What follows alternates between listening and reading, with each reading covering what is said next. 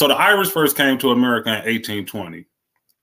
That was the small part. Most of them came after the 1840 potato famine. That's the Irish. The Italians started really coming over here in mass in 1880. Right? So you got 1840 for the Irish.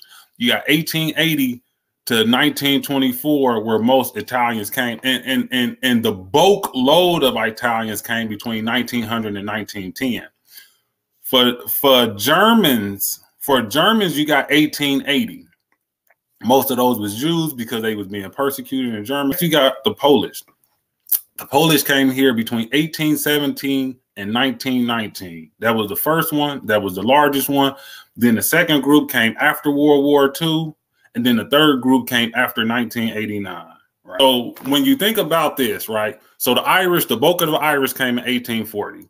The bulk of the Italians came after 1880.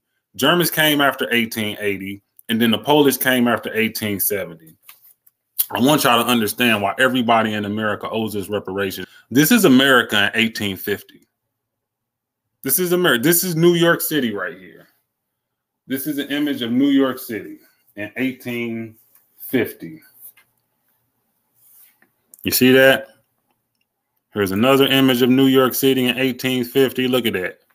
This is a city. This is a bustling city already that already has industry. It already has industry. It already has roads. It already has buildings. It already has houses. It already has banks. It already has ports. This is a bustling city. Here's another image of New York City. This is what they was coming to. They were escaping their land to come to an America that was already established. It was already steamrolling on its way to being a first world country. Cotton was already king in America. This is Philadelphia. You see the same thing. This is an established city. They didn't come here to build. They came here to get wealth because they heard America was giving out a whole bunch of land. This is Boston. This is what these people was coming to. This is Chicago. This is Chicago in 1850. This is before America started this big influx in immigration. See, about time they came to America, we had already fought the Revolutionary War. We had already fought the War of 1812. We had already had the Mexican-American War. We were on the brink of civil war before these people got here. We had already established a country where uber wealth was being built. Chicago was the railroad capital of America at this time. They had already built multiple millionaires. See, cotton was king in the South, but because cotton was so big and being shipped all over the world, and don't think about just cotton. They were making products out of this cotton. They were shipping ready-made products to other countries. You could already get a shirt. You could already get a handkerchief. You can already get a suit that was put together. Cotton was king, but cotton was a huge industry. We was already here fighting in those world wars, establishing something before these people came here. See, these people came here because they heard America was giving out a bunch of land, and there was an expansion going west after the Mexican-American War. And if I can come here, I can get in on this. I can get me some land, and maybe I can come up on a couple of slaves and really build some wealth. I can come from being a bottom caste and come over to America, hopefully assimilate into whiteness, and come up off of this degradation of slaves over here. So let's go. Let's go to America and see if we can help expand something that's already established. Everybody wants to come to America and live the American dream off the backs of what, at this time, slaves was building. Pull up this article real quick so y'all can see how important cotton was to all of this. We're gonna get into it tonight, why everybody owes reparations. This is how slavery became America's first big business. Let's go down to the highlighted section. See, this is us. You see that? This is us. This is us working. This is the slave. This is the cotton that we pick. That's a freedman right there. That's a freedman. That's a freedman. You see these freedmen? You see these freedmen working? You see all these other slums just laying around overseeing? This is us in these fields. See, we did this. We built railroads, not the Asians. We built the railroads in America. We picked the cotton. We shipped the cotton off. The bodies of enslaved served as America's largest financial asset, and they were forced to maintain America's most exported commodity. In 60 years, from 1801 to 1862, the amount of cotton picked daily by an enslaved person increased 400%. The profits from cotton propelled the U.S. into a position as one of the leading economies in the world and made the South its most prosperous region. The ownership of enslaved people increased wealth for Southern planters so much that by the dawn of the Civil War, the Mississippi River Valley had more millionaires per capita than any other region. See, now y'all can start to understand why we fought the Civil War. See, cotton wasn't just about money. It was also about power. You also got political power from this. These people, these immigrant groups that I talked about, that they say, oh, we shouldn't pay for anything. We wasn't here. It was a whole America before you got here. See, when we got here, it was barren land. It was some wildlife running around and some Native American. Then we got off the ships through forced labor, and we was forced to build this country. Not you. Not you. You came here after all this stuff was built. You came and it was already ports. It was already steamboats. Hell, we was already on our way to not making America better, but making the whole world better. Let me get into some of these inventions. These people, man. The first automatic elevator. This article is titled 10 Innovative Inventions by African-American Inventors That Changed the World.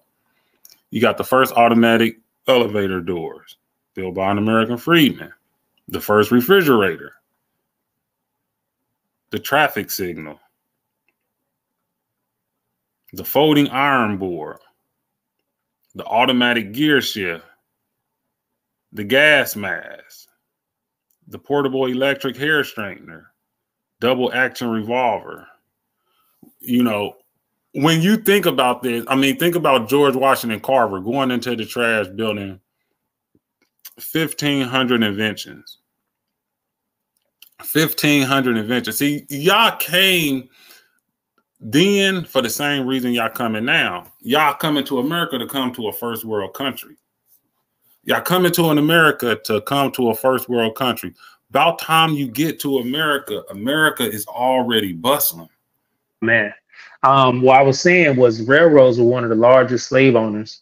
Railroad companies and owners, they had some of the largest slave populations.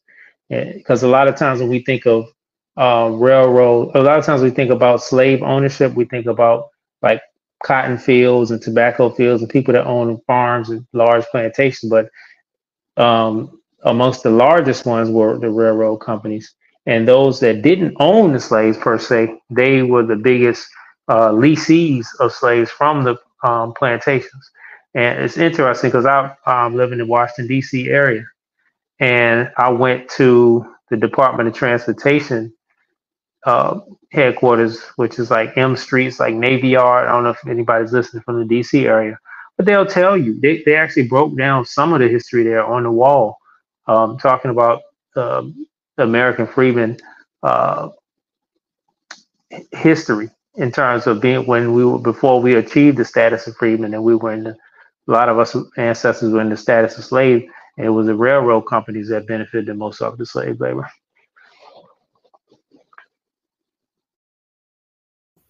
I mean, America had a bustling economy at that point. We were building America up. It was established. It would be one thing if they came here and it was just barren land and you told people like build something from your imagination, build something from your labor. No, when you came here, America already had the skeletons down.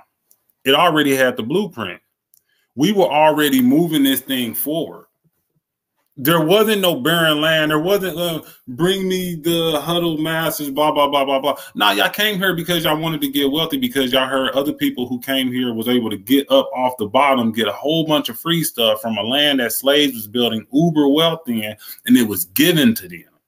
It was given to them. We worked for them. This was extracted out of our body, 400%. You know what that means? Let's just, I'm just going to put an even number on it. So let's say you go into the field in 1800 and you doing 100 bales of cotton, right? By the time you get 10, 15 years in, you're doing 200 bales of cotton. By the time you get 30 in, you doing 300 bales of cotton. By the time your kids get in the field and start picking cotton, they doing 400 bales of cotton a day. I mean, imagine the type of brutal treatment it would take you to increase the work, whatever work you do, your workload capacity 4 times over. That's what slaves meant to America and to the American economy. Cotton moved, where slavery moved in the domestic slave trade, and then where Southern political power moved. And you will find, as we will in the next few weeks, the Southern political power by the 1850s and 1860s is really no longer in Virginia or even South Carolina. It's out in the Mississippi Valley. There's a very good reason Jefferson Davis becomes president of the Confederacy in 1860. It's because he's from Mississippi.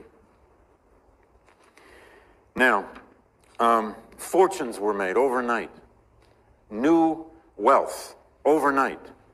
A number of men, as one historian has written, I think quite effectively, mounted from log cabin to mansion, I quote, on a stairway of cotton bales, accumulating slaves as they went. If you had 5 slaves and a good piece of land in Alabama in 1820, you might very likely have 50 slaves and a hell of a lot more land a decade later. But it's also worth knowing that that slave-holding population was also fluid. People moved in and out of it. There were approximately 400,000 slaveholders, white slaveholders, in the American South by 1860. About 1/3 of Southern white families at one time or another had at least a toehold in slave ownership. A lot of people act as if slavery was just something that impacted a small segment of society. No, slavery was the thing that built America. Slavery was the biggest industry in America.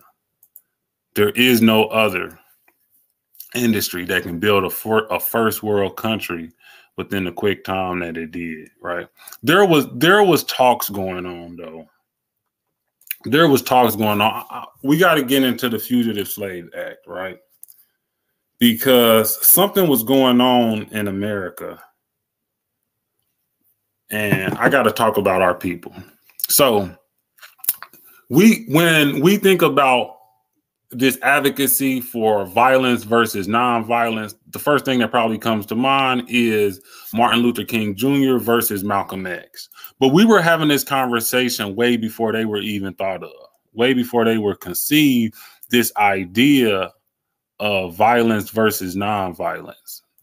Having this conversation in America about violence versus nonviolence. This is in 1829. I want y'all to understand like who we are as a people and what we had to do to get free and basically set it off to initiate the Civil War. So there is this guy named David Walker from Boston, and the states is starting to do the Fugitive Slave Act. This is before it was passed federally by the president. And he's telling people, you know, you got Frederick Douglass at the time that was a Garrisonian. And one thing about being Garrisonians is that Garrisonians advocated for nonviolent solutions to abolition. This freedman named David Walker, he wasn't about that. He was saying, no, we got to pick up arms to be able to fight for our people. Unlike Malcolm and Martin, you're going to see a shift real quick and some of the American freedmen, Garrisonian. So it starts off, there was no pacifism in the analysis of slavery in the appeal issued by slaves by David Walker from Boston. This is in 1829. He said, the man who would not fight to be delivered from the most wretched, abject, and servile slavery that ever a people was afflicted with since the foundation of this world ought to be kept with all of his children or family in slavery or in chains to be butchered by his cruel enemies. This is what he's telling people. If you're not willing to fight, just stay in slavery. Matter of fact, if you're not willing to fight, you should be a slave, right? Because free men fight for their freedom. Walker, a free black from North Carolina who migrated to Boston, gained national attention and raised Southern fears by urging slaves to take their freedom by force if necessary. He's saying this in 1829. Are we men, he asked, how we could be so submissive to a gang of men whom we cannot tell whether they are as good as ourselves or not? I never could conceive. Despite the powerful influence of Walker's writing, some African Americans, especially in the Garrisonian Boston, remained loyal to the principles of nonviolence through the 1840s. In fact, two prominent black Garrisonians spoke eloquently against a resolution endorsing violence against slavery at an important national meeting of free black held in Buffalo, New York in 1843. There, Henry Highland Garnett, then a 27-year-old black abolitionist minister, echoed David Walker's exhortation, urging black men to act like men. Addressing himself to the slaves, he admonished, it is sinful in the extreme for you to make voluntary submission. So you got this young brother, this young American freedman, Henry Highland Garnett, and he's speaking David Walker's words, right? He's saying, hey, we need to pick up arms and fight for our freedom. Garnett's speech sparked a heated debate with Frederick Douglass and Charles Lennox Redmond, Garrisonians from Boston. Now, everybody know Frederick Douglass started off as a Garrisonian. When he first got to Boston, they was the ones who took him in, sheltered him, put him on the circuit, you know, not just in the North, but eventually nationally. He would later break away from that. And this is really getting into the crux of why he would break away. So I'm going to read some stuff. Don't get upset right now because there is about to be a pivot. There's about to be a pivot. They spoke in favor of, so they're talking about right now, Charles Lennox Redmond and Frederick Douglass, who was at the time's Garrisonians, right? They spoke in favor of nonviolence as a strategy, arguing that slaves and free blacks, especially in the border states, would suffer retribution should the convention support such a radical call to violence. There was a substantial support for Garnett's recommendations, and his call to action was only defeated by a narrow margin.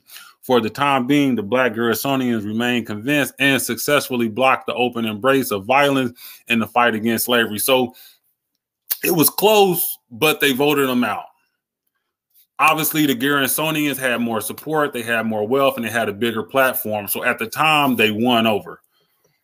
But the passage of the Fugitive Slave Law of 1850 changed the minds of many of those committed to nonviolence and moved most African Americans, moved most American freedmen towards the position proclaimed by Garnett in the early 1840s. So he was ahead of his time.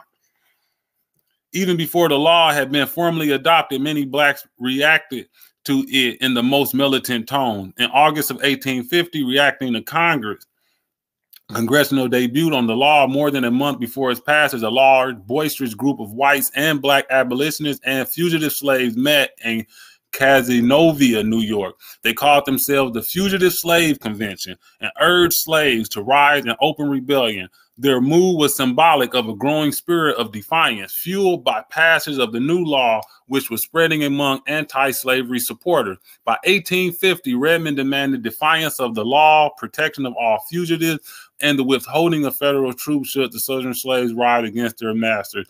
In late summer of 1852, so we talking about just 12 years later, Frederick Douglass spoke plainly on the question of violence before a meeting of National Free Soil Convention in Pittsburgh, asserting that slaveholders not only forfeit their right to liberty, but to life itself. So he pivoted.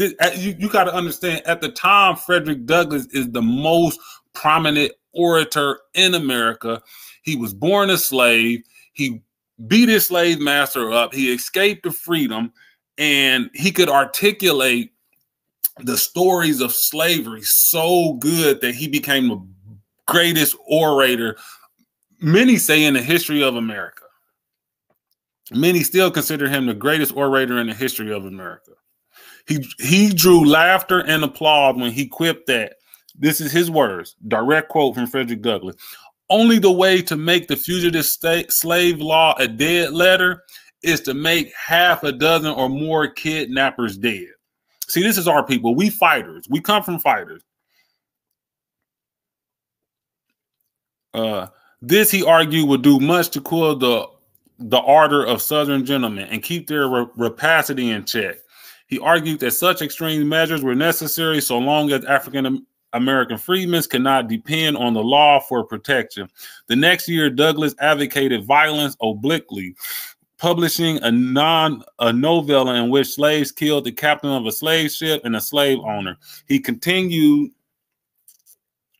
his forthright stand on this issue when a year later he published an editorial entitled, "Is It Right and Wise to Kill a Kidnapper?" In Frederick Douglass' paper, Violence, Even Deadly Violence, Douglass reiterated was justifiable when used to protect oneself, one's family, or a community. Douglass' strong rhetoric reflected the anger which, for some American freedmen, boiled over into militant action and calls for military preparedness. Ohio blacks demanded that racial restrictions be removed from the state militia so they might take up arms in readiness for the fight. See, we doing politics. We not only forming militias, but we do. See, this is politics right here.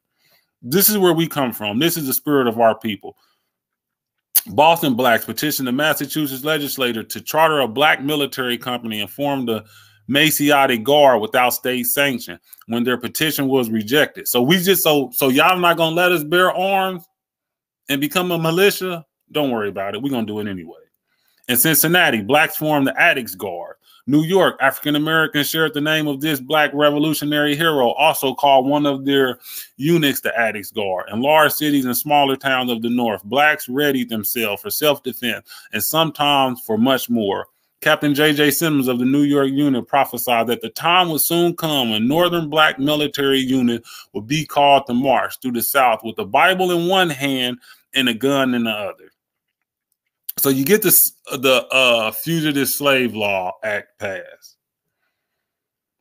For those who were sitting on the fence, the Garrisonians, who didn't want to advocate for violence, they were the nonviolence people. After a while, they said, man, forget that. We see what's going on, and all freedmen just came together. Why? Because we had already fought in war. We had already fought in the Revolutionary War. We had already fought in the War of 1812. We had already fought in the Mexican-American War. We were on the brink of civil war. Why would we not arm up? Because that's what we do. We fight for our freedoms. Political freedom, humane freedoms. We fight for our freedoms. We're going to go back to the professor, to the great Yale professor, David Blight. Watch how he sums this up. And then I'm going to pull some articles in to really get into the people and what happened.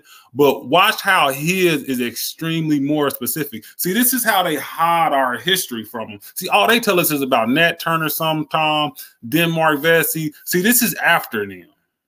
I'm going to play this video real quick. For the North, to retrieve fugitive slaves, well, to set up a police apparatus to retrieve fugitive slaves, and then to conduct courts to determine their identity. And in the Fugitive Slave Act itself, it determined, or it said, that those magistrates would be paid twice as much money. They actually would be paid $10 for every fugitive slave they convicted of being that person and sent them back to slavery, and $5 for every acquittal. Now, I know $5 doesn't seem like much, but on the face of that, you look at that and you think, no, wait a second.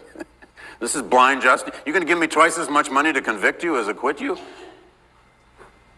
Hey, I need a meal too. It led now to famous fugitive slave rescues, like the rescue of Jerry McHenry in Syracuse, New York in 1851, and a violent rescue by abolitionists who killed one of his captors and carted him off to Canada.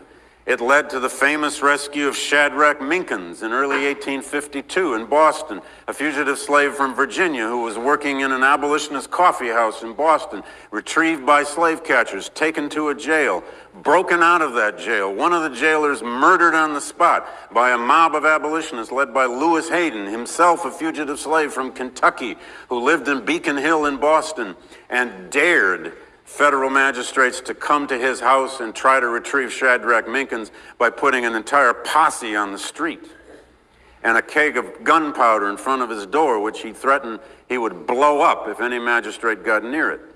And that night they spirited Shadrach off to Concord, Massachusetts, where the descendants of abolitionists to this day like to argue which house he stayed in. And then off across Route 2, across northern Massachusetts and on up into Canada, where Shadrach remained the rest of his life as a grocer in Montreal. And there were many, many other fugitive slave rescues now. There was a fugitive slave rescue at Christiana, Pennsylvania in 1851. It was really at a farm. A slaveholder named Gorsuch and a posse of only 5 or 6 men cornered a group of his former slaves, 4 of them, in a barn. A group of abolitionists, black and white, defended them in a gun battle. One of Gorsuch's sons was killed. The fugitive slaves escaped. They ended up going across upstate New York. 2 of them ended up in Frederick Douglass's house in Rochester, New York. Douglass drove them personally in a carriage to the wharf on Lake Erie. And when he bid them goodbye, one of them gave him the revolver that he had used at Christiana, a memento that Douglass kept the rest of his life. Resistance to slavery was now direct, sometimes violent. The Underground Railroad had become an overground railroad. It was no longer caught up in the romance of a whole lot of people spiriting people to secret hideaways. It was sometimes now a matter of gun violence. President Miller Fillmore, he was the last president of the Whig Party. He was from upstate New York. That's who passed the Fugitive Fugitive Slave Act, and it came from the 1850 Compromise. See, they was compromising with the South, just trying to get the South to do anything to keep the Union strong and join the Union. But the South was making all the money. They had all the power. They was like, hey man, I want to just do away with the North. We hear y'all up there. Y'all got abolitionist rhetoric up there. Y'all taking slaves up there. Y'all letting them free. They going to Canada. Y'all don't want to be a part of this slave thing. Okay, well, we just gonna break off from y'all and be our own country. Y'all can be your own country, but we gonna keep this slavery because through slavery, we get power. We gonna start off with this one right here. See, I thought it was interesting because he told the story different than how they write about the story. That was part of the issue that I had when I was researching this thing. He told the story. This is Yale professor David Blight. When he tells the story, he talks about American freedmen going to war and who they killed and how they gave guns to Frederick Douglass. When these people tell the story, they give all the credit for the violence to the abolitionists. This is how they rewrite our history. This is about Christiana riot of 1851. This is the riot of 1851, right? One slave capturing expedition in September of 1851 led to the Christiana riot. John Beard, Thomas Wilson, Alexander Scott, and Edward Thomas, the names that were known by in Pennsylvania, escaped enslavement of the Gorsuch family of Maryland and took up residence in Lancaster County. Under provisions of the 1850 Fugitive Slave Law, the elder Gorsuch swore out warrants on his former slaves. Serving and executing these arrest warrants led directly to the Christiana riots of 1851 and resulting in trial. Edward Gorsuch, a wealthy slaveholder, led a party of slave catchers into Lancaster County, hearing that they were on the farm of William Parker, a free American freedman at that time. They, with the help of U.S. Marshals, attempted to, and y'all got to understand, see, a president from New York State passed the Fugitive Slave Act due to the Compromise of 1850, which gave the federal government jurisdiction, U.S. Marshals and all, even deputized white men to go take some American freedmen, not born free, and put them into slavery, as well as those who had escaped into freedom as well. This was a national thing. This wasn't just a Southern thing. We know most of the plantations at this time was in the South, and the slave holders and the slave owners was in the South. But this was a U.S. policy. They were facilitating slavery. So when Gorsuch and his men arrived in, Eliza Parker's wife blew a horn. So they see the slave catchers come, and she blows the horn, which summoned sympathetic neighbors, armed neighbors, including former slaves, as well as free blacks and white abolitionists, converged on the Parker farm and confronted the Gorsuch party. Fighting broke out, and the elder Gorsuch was killed and his son wounded. The U.S. Marshals and the slave catchers retreated. Later, the Marshals returned with 3 detachments of U.S. Marines. By that point, William Parker, his wife Eliza, were already en route to Canada. So they had that skirmish. The slaves was able to get away. Now the Marshals come back with some Marines, and now they're trying to arrest the people and send them to trial. Now, remember, he said you get $5 to have the trial, and if that slave that the slave master or the slave captures turns out to not be who they said he was, the magistrates gets $5. If he does turn out to be who they said he was, the magistrates gets $10. So the Parker family was able to go to Canada, helped along the way by Frederick Douglass and other abolitionists. 38 other men, however, were arrested, including 4 white Quakers. They were all charged with treason. The first man brought to trial, the Quaker Castner Hanway, erroneously thought to be the leader of the anti-slavery men, was acquitted. Since the authorities thought this was the strongest case, they released the other 37 men. So you came looking to get what you thought was your property. A fight ensued. You got murdered. Your son got harmed. He got shot in the process. Y'all come back with the Marines. Y'all round up 38 people. Y'all take who y'all assume to be the leader. Y'all send him to trial. He gets acquitted. And then everybody just gets set free. All right. That's Christiana. He talked about another one from Hayden. Let me pull this up. Here's a story of Lewis Hayden. Here's Lewis Hayden right here. Lewis Hayden, when elected as Massachusetts state legislator in 1873. All right.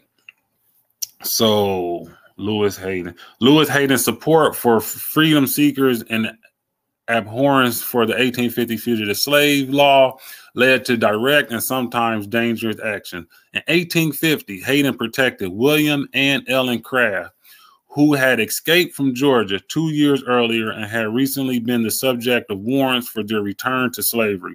Sheltering William Craft, Hayden barricaded his doorway and threatened slave catchers if they pursued the Crafts.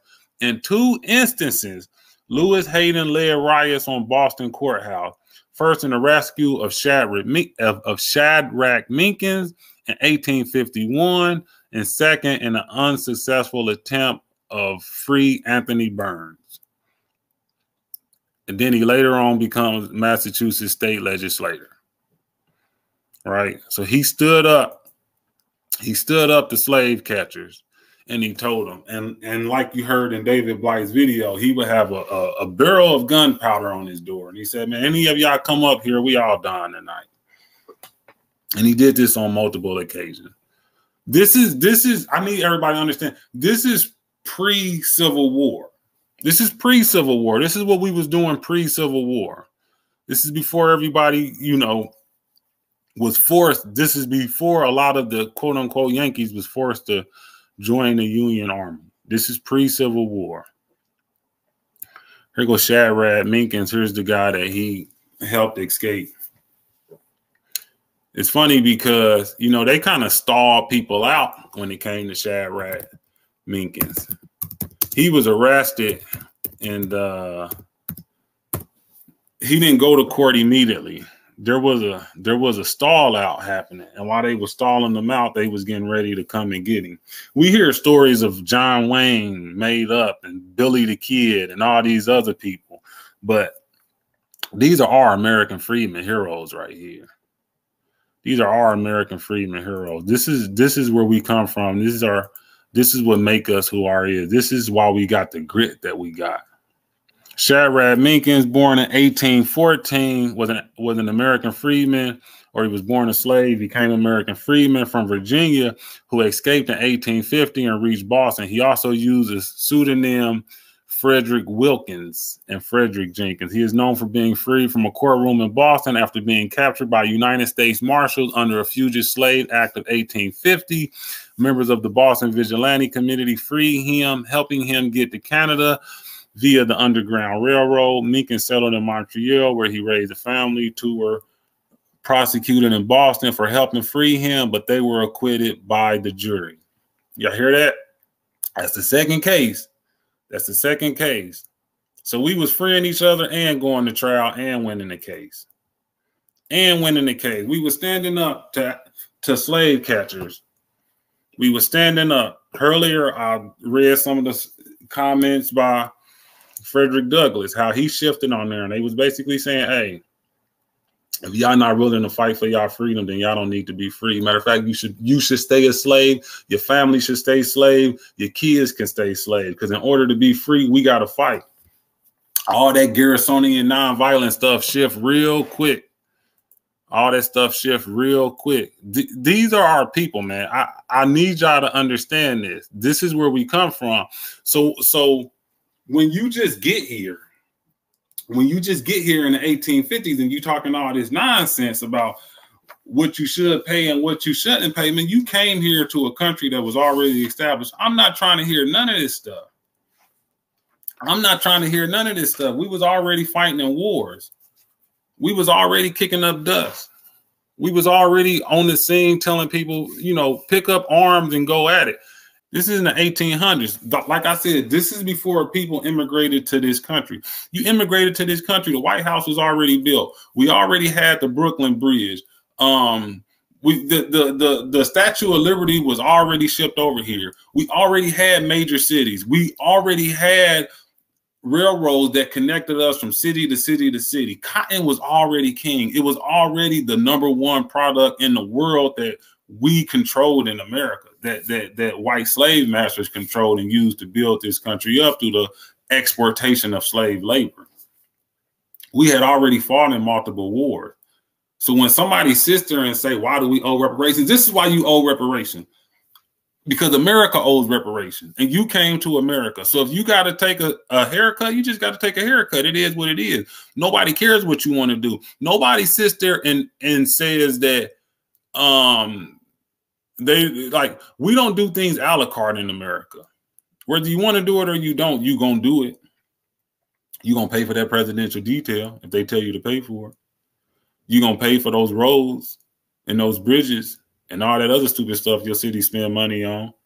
When it's time for America to pay reparations, and hopefully, God willing, that time is soon, everybody should be paying reparations. And this is why we need this what I call American freedmen critical race theory, so people can really understand like what this country was and who built it.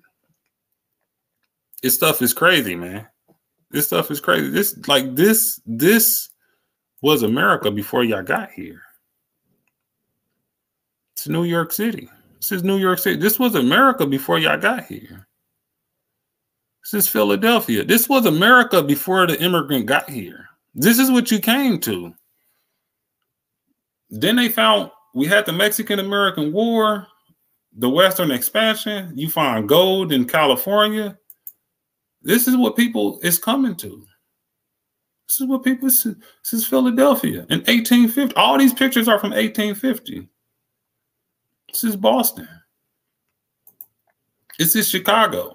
Since Chicago in 1850, it was already a country.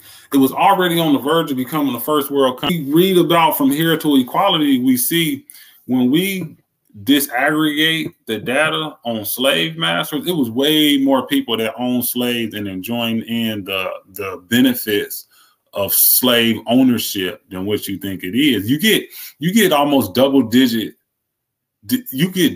figures in the South of who owned slaves and who didn't own slaves.